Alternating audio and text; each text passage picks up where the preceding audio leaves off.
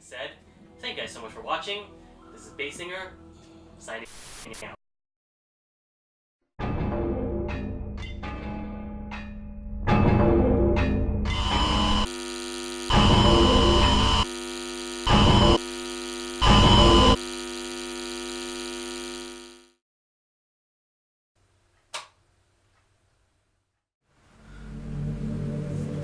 Demonetization, viewership, exploitations, copyright claims.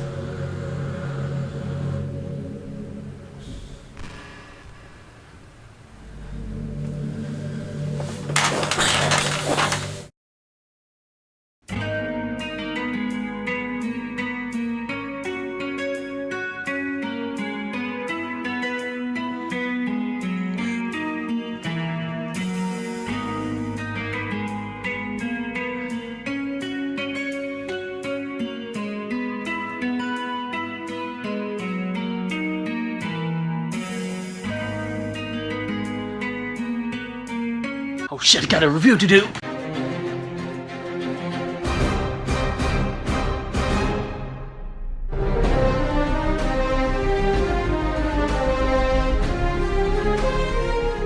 Hey there guys, it's Basinger313 here, and welcome back to a brand new episode of Compare and Contrast, where we compare two separate games and compete them to see which one's superior. In this week's episode, we're covering the fighting game genre, specifically the 3-on-3 battle system that's present within these two games. Marvel vs. Capcom 3. If you guys want to know an old historic tale of old Basinger through and 3, the first ever video I made happens to be of Marvel vs. Capcom 3, and ever since then, I had a lot of fond memories of it. As for Ball FighterZ, never watched the anime series at all. With Marvel vs. Capcom, I know Marvel characters and I know Capcom characters. However, if you want me to share a brief history of the Dragon Ball Z universe, that's not my territory. The only thing I know about the show is Team 4-Star. I do apologize for any time I showcase my nostalgia blindness towards Marvel vs. Capcom 3 here. It's been a while since I last played this game, and the last time I played it was quite an experience for me. Regardless of what I may initially think, I'm still going to be critical towards both these games, and I will showcase the differences between both of these fighting game engines. I've also noticed that this is going to be the first time I've actually covered the PC market of the game, because I don't actually own physical copies of this game, hence why there's no introduction where I do showcase the box arts. Before you ask, yes, I did realize I put them on the Uncharted vs. Tomb Raider episode. Will the legacy of Marvel hold dear to our hearts, or has it been dethroned by the Super Saiyans? This is Ultimate Marvel vs. Capcom 3 versus Dragon Ball FighterZ. This is usually the part where I give a spoiler warning, however both of these games are pretty bare bones in terms of story. Even with Dragon Ball FighterZ's story mode, it's just as predictable and follows practically the same formula as any Dragon Ball media. As for Marvel, it doesn't even have a story mode. It has an arcade mode with endings for each character, and that's about it. Most range from evil winning to comedic relief, and it varies from character to character. I'm not gonna bother telling you guys every single ending or every single story detail in both games because frankly, they're pretty basic. I will give extra points for Dragon Ball FighterZ for actually including a story mode, but overall it was just mundane and grind through practically the same fight over and over again just to progress. I guess you can communicate with your favorite fighters and have some extra mileage there, but they're all relatively the same, basically saying, let's do our best, or don't mess with my body. There was one that kinda got me chuckling because of Android 21 saying that she's essentially a 10-year-old. I'm going to jail! So all in all, if you're going into these two games thinking you're gonna get a burst of adventure, don't bother. For Dragon Ball, just skip the cutscenes, beat all the story mode matches, and unlock Android 21, as that's the only method to unlocking her. Since this is a fighting game, I guess a good replacement for the story would be the roster and how they play. I do realize comparing story and characters aren't exactly one-on-one, but come on, I need something to compare, and fighting games are a good way to dictate what you're getting into, so let's jump into our first ever character comparisons.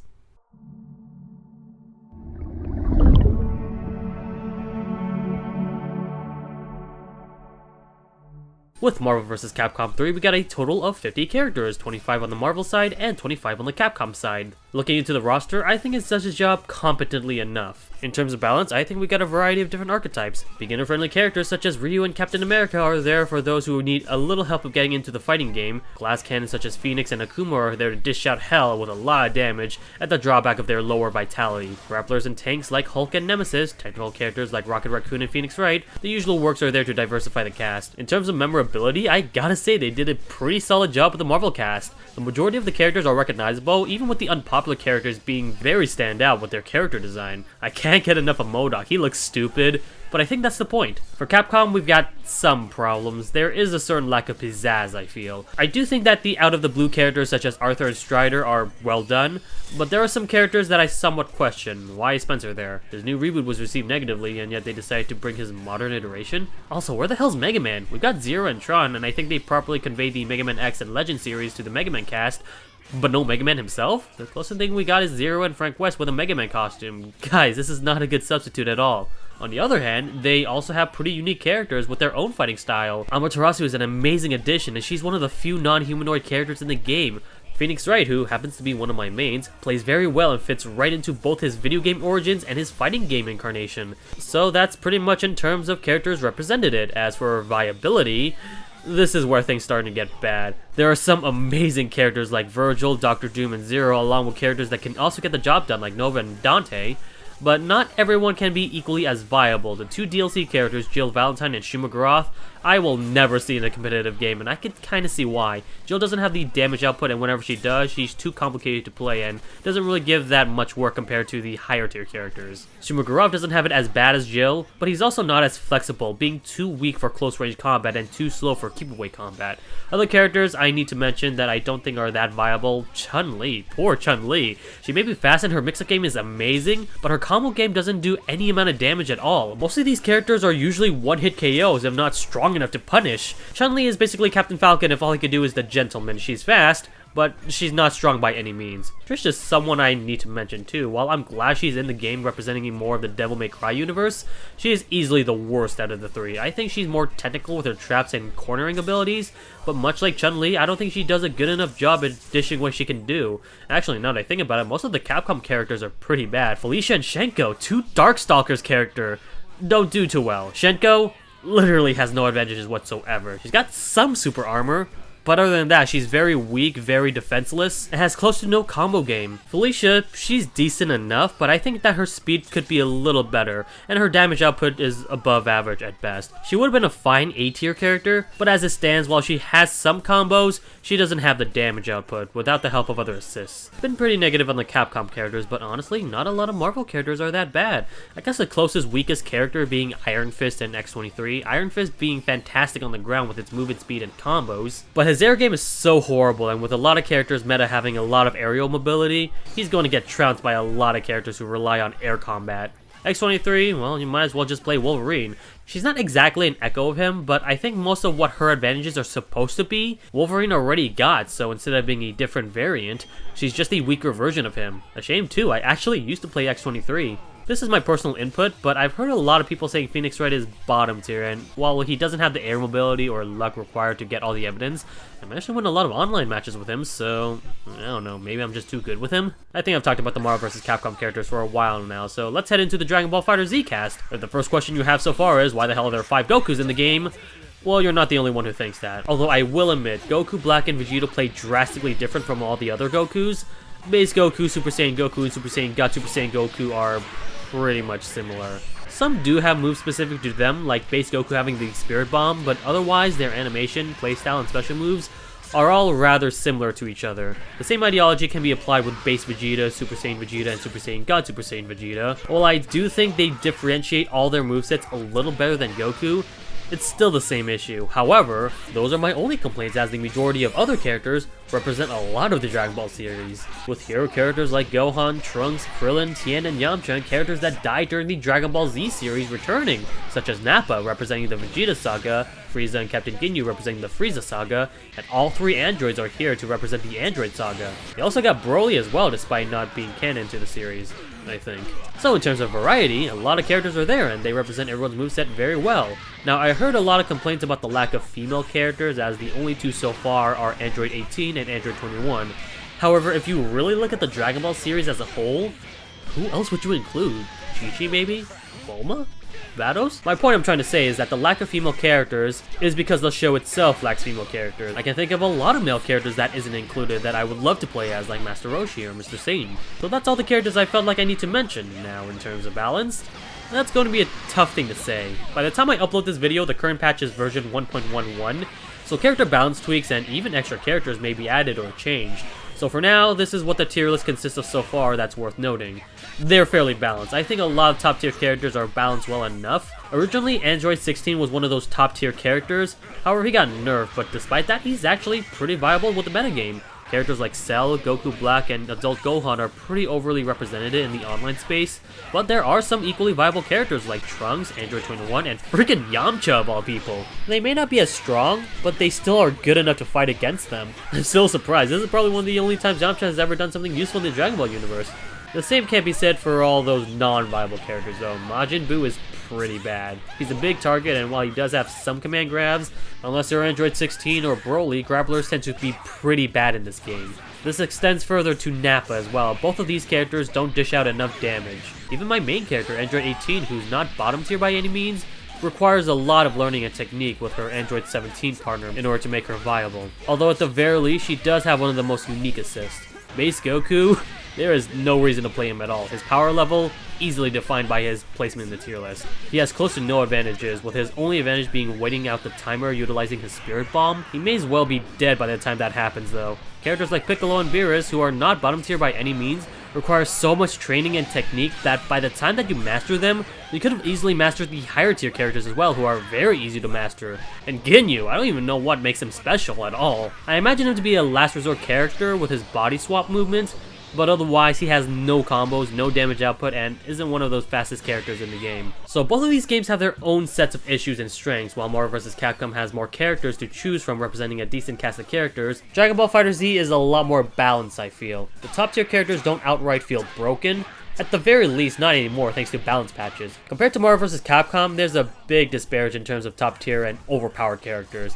I get that it's sort of the appeal for Marvel vs. Capcom to have over the top powerful characters, but when the meta literally revolves around how to combat them, it's just not fun to fight against them. You know how Meta Knight was the only top tier character in Brawl? Well, we got 3 of them by the name of Zero, Virgil, and Morgan. I hate fighting these characters so much. Zero is so mix-up heavy with his long amounts of infinite combos and one-touch death, and Virgil is pretty much the same. Morgan, I feel, is the worst example, being super keep-away heavy, and without a good fight character, or another Morgan, it's going to be very tough trying to penetrate her. Soul fists aplenty. I hope you guys enjoy the sound of Morgan's sexy, seductive voice, because that's the only 2 words she knows. Ultimately, I have to give Dragon Ball FighterZ the point of character rosters. Whereas Marvel vs. Capcom 3 has way too many overpowered characters, Dragon Ball FighterZ doesn't have too much of an issue with that. They don't feel too overpowered, and it's possible to still make a comeback if you calculate their moves properly. And even with the exception of the very bottom tier characters, a lot of the other characters can be viable against the Cells and the Goku Blacks. Dictating the roster has definitely been a new experience for me. However, I think no matter what, it's all dependent on what you like more. Do you happen to like more of the Marvel and Capcom characters more, or do you like the Dragon Ball Z characters more? It's all dependent on subjectivity.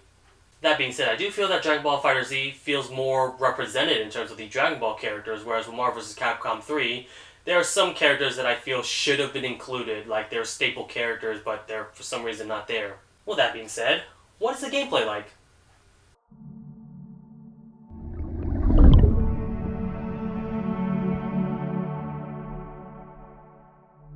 Both Ultimate Marvel vs. Capcom 3 and Dragon Ball FighterZ is a 3-on-3 fighting game with assists and a variety of different special moves, though Dragon Ball FighterZ with its new update allows the option for 2v2 or 1v1 combat. Both games include a light, medium, heavy combination with a dash, a grab, and an X factor, where depending on the amount of characters left on your team, dictates the amount of power and speed the player activating gets, with 3 players having less effective and lower duration, and 1 player having more effectiveness and higher duration. For Marvel vs. Capcom specifically, the special button is used for a launcher or a ground pound attack, whereas DBZ has a special button being used for projectiles. Both games include arcade modes, training modes, and a mission mode. However, mission modes in Marvel vs. Capcom 3 are not all too intuitive. You're unable to see what prompts you need to press, so you are forced to look at the moveset yourself, and if you mess up, you had to manually reset. Dragon Ball FighterZ has it so that the button prompts are shown, and while they may not match up to the custom button configuration, the player should know by default what's light, medium, and heavy, and if you want to reset, it's as simple as pressing the select button. This makes practicing and performing missions a lot simpler. The game also has a pretty good tutorial to understand the game's core mechanics such as Dragon Rush, Super Dash, and Supers. The moveset for most of these characters are as simple as a quarter circle forward and quarter circle backwards motion. Personally though, I never really had too much of an issue trying to input half circle or DP motions, as this is something Marvel vs. Capcom handles, but I am perfectly fine with Dragon Ball simplifying the button inputs, as that means more beginner-friendly characters can utilize them very well. Speaking of which, Dragon Ball FighterZ also includes auto combos, and while this may make some pro players players think the game is dumbed down. These auto combos are purely there for two reasons: a quick and easy way to do small amounts of damage, and to summon Shenron with the Dragon Balls. Don't let this auto combo mechanic make you think this is a way for an easy win. Doing a lot more complicated and longer combos with the use of assists will deal the most amount of damage. Marvel vs. Capcom also has auto combos if the player decides to pick simple mode, but I don't recommend doing this unless both players are casual players. Simple mode completely removes a lot of moves such as level 3s, some supers, and some specials. The way Dragon Ball Z implements a simple option is justified since it doesn't hinder advanced play at all. Last thing I will note is the online feature, which unfortunately I wasn't able to get footage for Marvel vs. Capcom. I think no one is playing this game on PC, so I'm unable to test it out. I can only recall from experiences back in the Xbox 360 era, and from what I remember, it works okay. I got used to the lag back then, so for me it wasn't too horrible. However, I won't deny a lot of people had some issues with the online infrastructure, especially those who play on the PlayStation 3 version. I heard that the PlayStation 4 and Xbox One ports got better, so maybe it's improved? But like I said, I can't say for certain since I'm unable to find a match. Meanwhile, since Dragon Ball FighterZ is relatively a recent game, I was able to gather some online footage and it feels fantastic. The lag is displayed on the top corner, so you know exactly how much lag there is. I've only gotten 2 frames of lag for the most part, and so far it feels a lot more smoother than what I remember from Marvel vs. Capcom 3. So while both of these games have similar attributes, I think Dragon Ball Z made it work slightly more. Now, all in all, it depends on your preference. I will fully admit, I actually like the way Marvel vs. Capcom 3 handles its characters, but I do think Dragon Ball Z is a more intuitive game for beginner players, and with enough practice, I'll probably get used to the handle for DBZ as well. So Dragon Ball wins. That's very unfortunate. That's already 2-0. Oh my goodness. But regardless of what I just said right there, I'd like to stress out that Ultimate Marvel vs. Capcom 3 can still be enjoyed in its own way, if not more so than Dragon Ball FighterZ. Most of my thought process so far has been relatively objective based. However, if I had to give my own opinion into what I think is better, honestly, I just have a huge bias towards Marvel vs. Capcom 3 that it easily wins no matter what. I have the nostalgia for it, I have the experience for it, I'm relatively better at Marvel vs. Capcom compared to Dragon Ball FighterZ, so yeah, like if I have to say like what I like more personally, it's Marvel vs. Capcom 3. But before we end this video, we need to talk about the presentation. Can Marvel at least get 1 point before ending this video? Objectively, of course.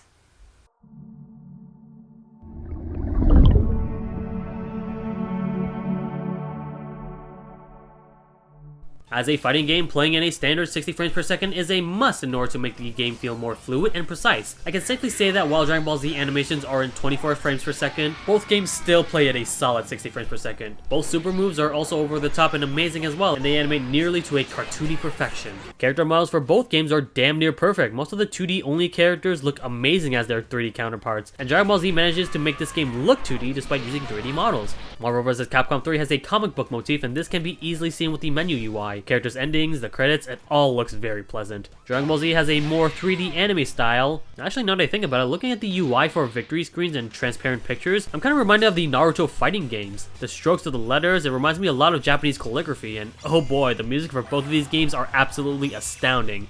Are there some stinkers? Probably. I'm not too much of a fan of Frank West's theme, and the final boss theme for Dragon Ball FighterZ, which is supposed to sound epic, kind of feels a little bit too bland for me. Other than those two, every soundtrack hits very well. Even with characters that I don't use too much, like Nova, Rocket Raccoon, Hit, and Captain Ginyu, these characters are overall my absolute favorite.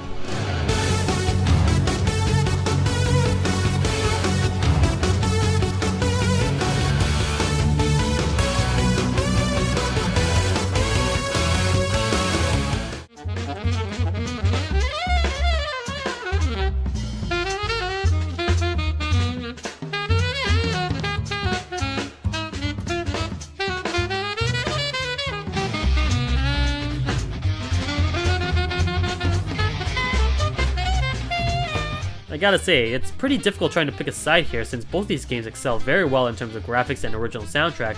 So I'm going to give both these a tie, and hey, at least Marvel vs. Capcom didn't get completely decimated. Please don't kill me, Marvel fans. And that's going to be it for today's episode of Compare and Contrast. If you guys enjoyed this video, well, I hope you guys enjoyed, because I'm going to be frank with you guys, I'm not sure if I can make any more of these episodes. I will state once again that if you guys like the series, then liking this video is easily a good indication that this series is doing a very good job of doing what it's doing. However, in terms of viewership and monetization, it's not looking so well. These first 7 episodes I've already pre-recorded and pre-scripted before the first episode actually started, which was Devil May Cry vs. Metal Gear Rising Revengeance. So I've already been prepared for, at the very least, the 7 episodes I plan on making from the very start. And this just happens to be the last episode that I've made beforehand. Now, I still have a lot of ideas as to what I want to make. There are some episodes I definitely want to try out. In fact, considering how Smash Bros. Ultimate is coming out soon, I do plan on making a Super Smash Bros. Melee versus Smash Bros. For Wii U episode eventually.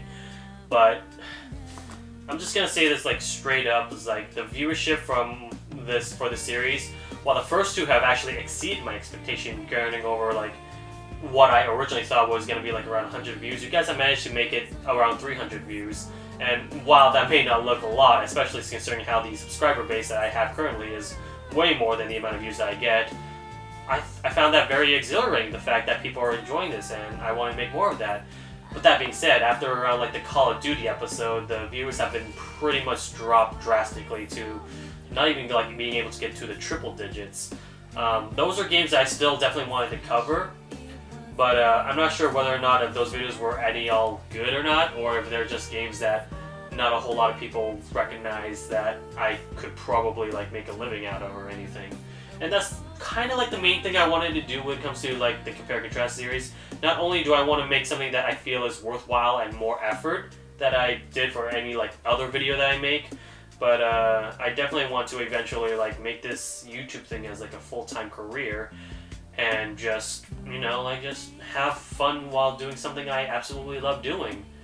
That being said, of course, I need to stress this right now before anyone says anything. I'm not going to cancel the Compare Contrast episodes outright. I'm just going to kind of put it on a hiatus. Not exactly, because like I said, I still got some ideas, and I definitely do plan on doing more so.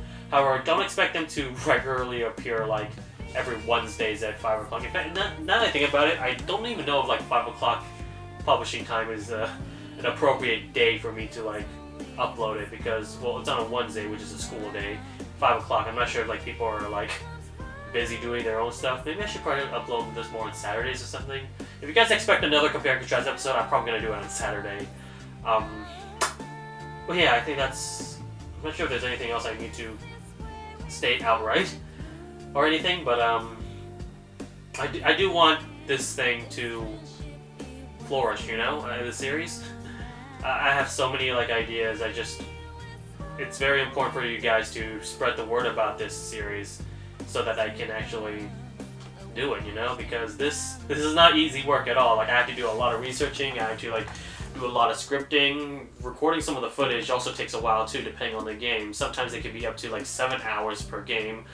Or it can be very simple, like a fighting game where I could just play several matches and make a commentary out of that, look at the rosters. Yeah, I think in terms of fighting games, that are probably the easiest in order to develop, I will admit. But games that are very long, there was this one episode I plan on making that I'm not even sure if I could even be willing to do so, because both these games are huge sandbox games. I'm not gonna state it right immediately. I think I might have hinted it around it on Twitter, but that's all I'm gonna say. Yeah. This is Compare and Contrast, ladies and gentlemen, and like I said, it's very important for you guys to recognize that I want to see results done. And I don't want to sound all greedy, because like I said, even if you dislike this video, that's where the comments, critiques, and feedbacks are for, because any and all comments are very much appreciated no matter what, even if they're negative, because I always want to see my work improve and see if they could be any better than they've already had. Yeah, this has been a long-winded conversation right now, and most of the things I said are actually a little bit off-script and ad-libbed, because I'm supposed to read off the script here and memorize all of that, but who needs a script? But yeah, but for the most part, like I said, I love doing this, and I really want to do more of it. So if you guys say that you guys enjoy it, definitely, then I would be very happy. But anyways, yeah, I think I've said it a little bit long enough. Once again, I need to reiterate that the next episode won't be for next week. It will probably be maybe 2 weeks from now, maybe 3 weeks from now. Maybe it's going to be that Smash episode that I'm actually going to promise, because I definitely want to do that eventually. before Ultimate was released. But yeah, I think that's really all I have to say. So if you guys enjoyed this video, I'm very, very happy if you guys did enjoy this video. In fact, I'm very much gracious about it, and I love you guys. And I mean it. I really do mean it, because like I know people say like it's like all this formulaic scripted thing though, but no, legit. Like if you guys really do enjoy this video, then I absolutely am happy to see you guys enjoy it so very much. But yeah, I think that's a really good way to end this video. I feel like sometimes you don't need to like make a joke out of anything. You don't need to make like some sort of like scary storyline. I had like a storyline come with this video as well, which is why like I kind of made some like I was like, who's that guy from the door, or why am I getting sponsorship from Hentai Haven, or who the hell's the guy that killed me and the ghost thing is our favorite, yeah, all that. But I should probably end this video soon before I repeat myself a little bit. That's what happens whenever I ad lib most of these things, because I tend to become like a non-stop talking machine, and I'm not sure if that's healthier for me or not. Maybe it is. Maybe it's a good way for me to build conversation for you guys. What do you guys think of this series, and if there's any way for me to continue making it, I guess. Yeah, that's really pretty much it that I wanted to showcase for you guys. Once again, thank you guys so much for watching. This is Basinger, signing out.